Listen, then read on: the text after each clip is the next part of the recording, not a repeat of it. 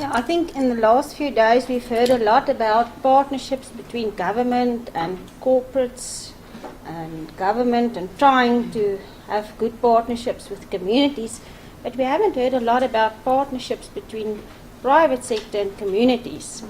And in my presentation, just for those of you who don't know me, I'm actually a conservationist by heart, and I've worked for government for like 22 years. But my approach to this partnership thing is going to be a bit different from what you heard up to date.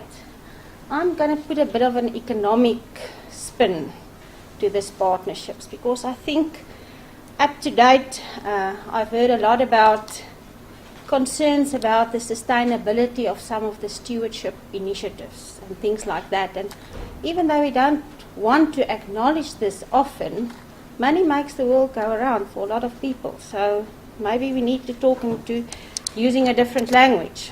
So if you look at the sustainability and conservation, sustainability is about ongoing profits. It must go on. But for the conservationists, those profits is mainly environmental integrity.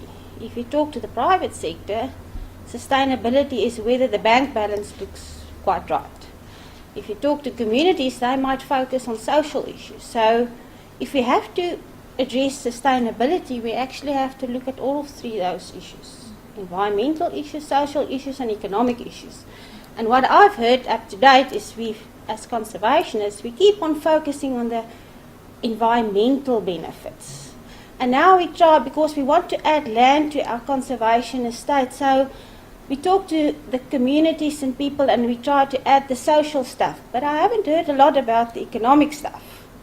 But if we add that, we must always remember we have to internalize the social and environmental costs. So you can't make money without addressing the social and environmental issues as well. So if you take that block as, what's this thing? Top button. The top.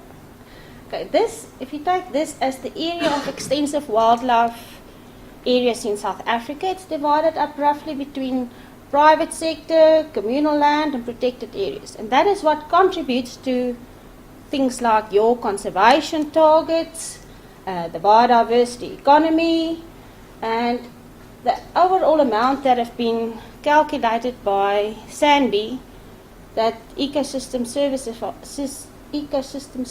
are worth in South Africa is about 73 billion rand, which is about 3% of the GDP, which is quite a big contribution. Then you have all of these threats that's actually encroaching on that space of land. But the challenge is, how do we keep that area if we don't have profitable business models for those areas? Because we have to compete in terms of land use with mining, forestry, and some other newer threats to that extensive areas. So what's the realities on the ground? If you look at the private sector, there's about 10,000 game farms in South Africa. They contribute about 16.8% in terms of the area surface. If you look at the comparison between protected areas and private sector land, they've got 3 times more land, extensive areas, compared to protected areas. So private sector actually can make a huge contribution to our conservation targets, to growing the economy. But at the moment, there's very few good relationships between private sector and the conservation agencies. If you sit on the Wildlife Forum where I sit, and that's the platform for engagement between government and private sector, it's like a time bomb. There's very few good stories and collaborative initiatives between private sector and government. It's all about, I haven't received my permits. I want to make money. You keep me from making money. So, but if you look at that, they can make a huge contribution to our conservation targets. If you look at what is happening on communal areas, lately there's more land available to communities. There's even a lot of funding available from government to assist these communities.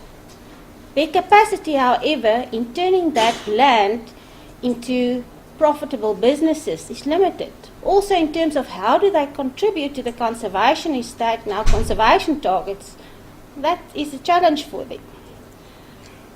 So in the end, does it really contribute to their well-being? Does it really increase their well-being, the fact that they now have more land available? I don't know. What I see is the answer is no. Then if you look at protected areas, those of us that worked for conservation agencies know that the budgets are not increasing. And we fail to actually, but we have to talk to Guy Preston because he seems to know how to get money. But the rest of us, we don't know how to increase our budgets. Because I think we're not necessarily talking the correct language to the politicians. If you look at the Met assessments, I saw that on average it's about 49%. I've asked Clint to explain to me where the areas are in terms of the Met assessment where there are challenges. And if you look at that, it's actually the areas where private sector can, if they engage with government, they can actually increase those scores tremendously. Because on things like procurement, which for any government official is a serious issue, that's where private sector are very good at. So I think if you look at the value systems of those three groups, conservationists focus on a conservation language. Communities are very concerned about where they have their cultural areas, places for their cattle, things like that. But finances are also important to them. Then if you look at the private sector, hey, money makes the world go around. So it seems like if the conservation agencies has got challenges in terms of the financial models, they need to talk to private sector because they seem to know how to do this. But currently this is not happening. So I think if you do have partnerships between those three, you might actually address all three of those issues: social issues, environmental issues, and the business side of things. So the challenge for us is to actually transform the land to make sure that we've got positive outcomes for both conservation and in terms of economic issues. So effective partnerships that will address all three those sort of value propositions is something that we should look at. And in that, I think the importance of sustainable business models has not been sufficiently explored. So what I'm going to do is I'm going to just use an example of a project where we are involved as ISA hunters with the community, and between us and the community we also now engage in KZN wildlife, because in the past what I've heard is it's government trying to engage private sector and communities, but this time it will be private sector and communities coming to government and say, no, we've got something to offer. And to show that we actually have something to offer, I'm going to quickly take you through this project, but I must say it's still in a very early stage, so there's still a lot to learn, but when you look at this, it just makes sense. So there's this community, KwaZulu Association. It's land that was restituted, about 6,000 to 7,000 people, 900 beneficiaries, and from all of those beneficiaries, there's 17 trustees that sits on 4 trusts, and those 4 trusts have an association with a board.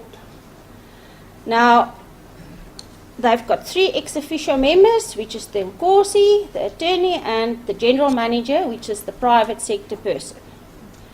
So I think yesterday or the day before, there was a concern about benefits just going to maybe the Nkosis and not to the people on the ground. In this structure, you can see that at a household level, people are represented. So they've got 4 trusts.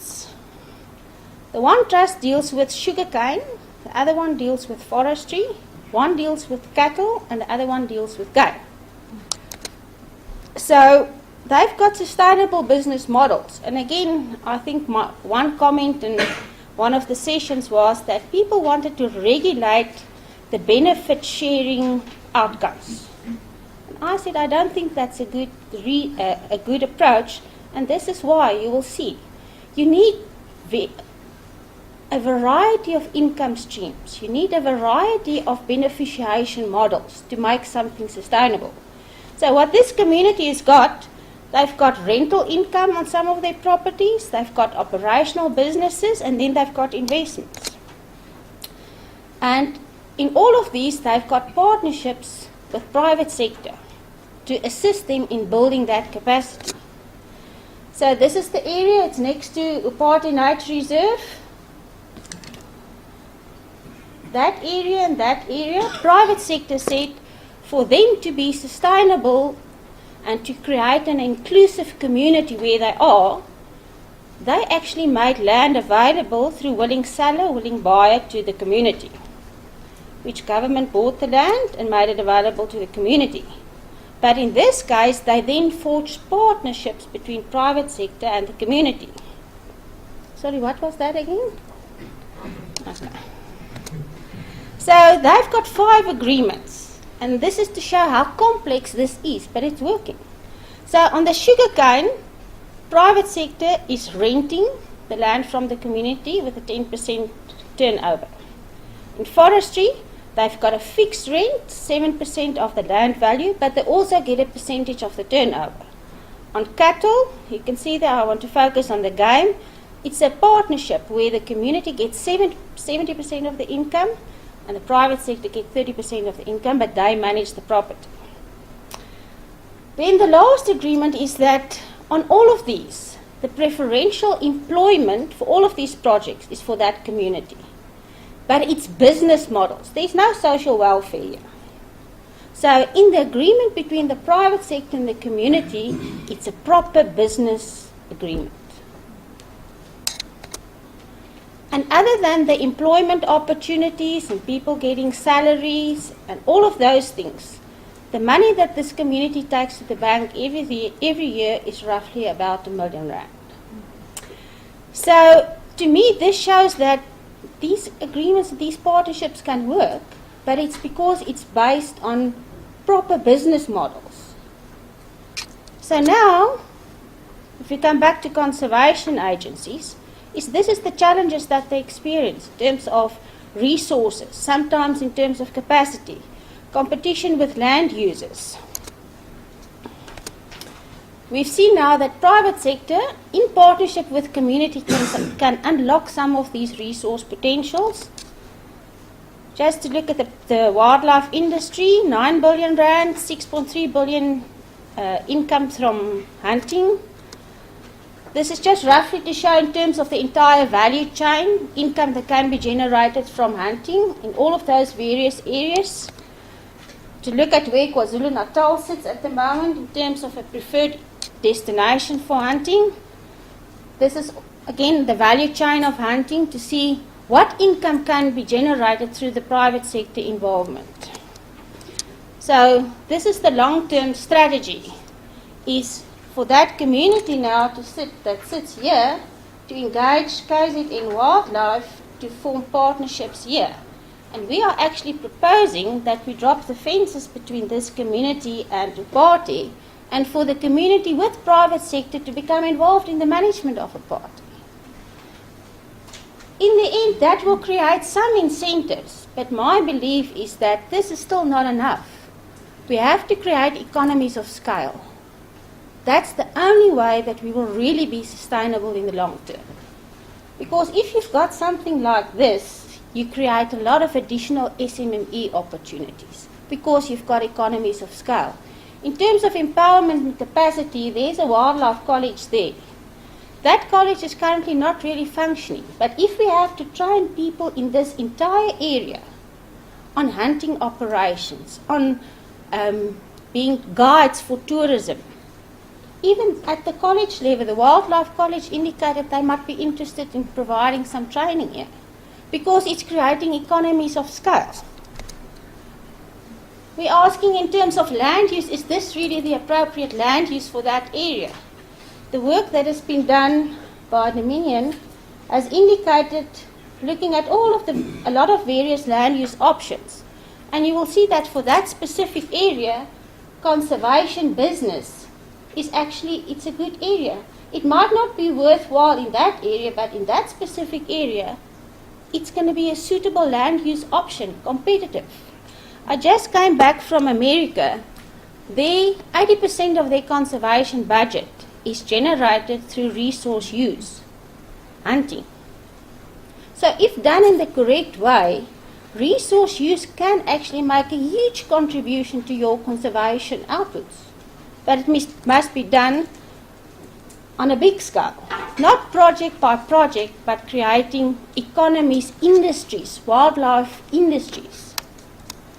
So what would be the outcome if we can make that bigger project work, of which this private sector agreement with the community is but one small step. The next step will be engaging KZN wildlife. The next step will be engaging industry, other industries. This will be the benefits. Job creation, which is something that if you now have to motivate your budget, government will listen, because now you can show how you're going to create jobs. You're going to show how you're going to create sustainable jobs, how you're going to alleviate poverty, stimulate SMME opportunities. So maybe you will be even able, in terms of just how you approach your projects, change the money available to conservation. And I believe we haven't given enough attention to the financial business models in motivating for this. Thank you.